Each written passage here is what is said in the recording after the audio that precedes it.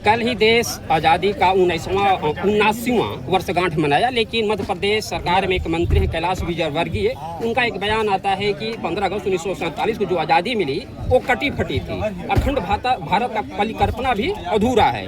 इसको आप कैसे देखते हैं?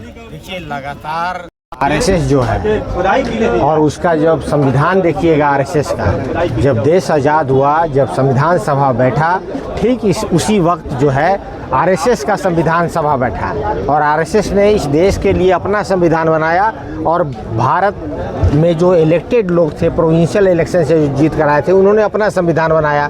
तो ये शुरू से ही ये इनकी कल्पना में हिंदू राष्ट्र है और हिंदू राष्ट्र की कल्पना में आप देखिए नॉर्दर्न फ्रंटियर पर मुस्लिम लीग, हिंदू राष्ट्र और सिख लीग, इन तीनों का अलायंस हुआ और वो 1943 में इलेक्शन जीते भी और जीतने के बाद उनका कॉमन मिनिमम प्रोग्राम था कि जब देश आज़ाद होगा तो एक हिंदू राष्ट्र बनेगा, एक सिख राष्ट्र बनेगा, एक इस्लाम राष्ट्र बनेगा और इसी को गांधी जी होने नहीं देना चाहते थे, जो बाद में जाकर हत्या हुई।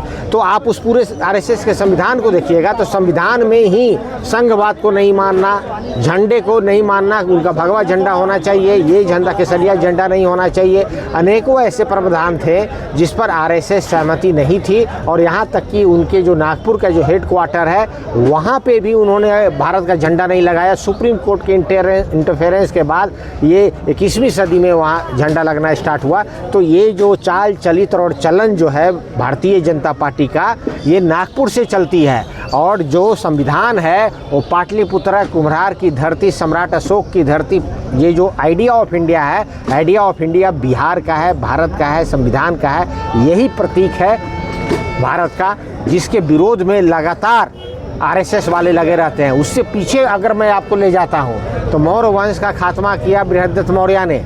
अब बृहद्रथ मौर्य को मारा पुष्यमित्र शुंग ने, अब पुष्यमित्र शुंग ने ही मनुस्मृति लिखवाया और फिर उसके बाद जो है ये बुद्धिज्म ख़त्म किया और मनुवाद का सिलसिला वहाँ से चला। तो इनकी जो सावरकर की किताब है six epoch of glorious revolution, उसमें देखिएगा वो कहते हैं कि भारत का तब्दील और अच्छाई की तरफ तब हुआ जब बृहद्रथ मौर्य की हत्या हुई। तो ये पूरी गहरी लड़ाई है और ये ऐतिहासिक लड़ाई एक तरफ बहुजनवादी परंपरा की है और एक तरफ वर्चस्ववादी परंपरा की है।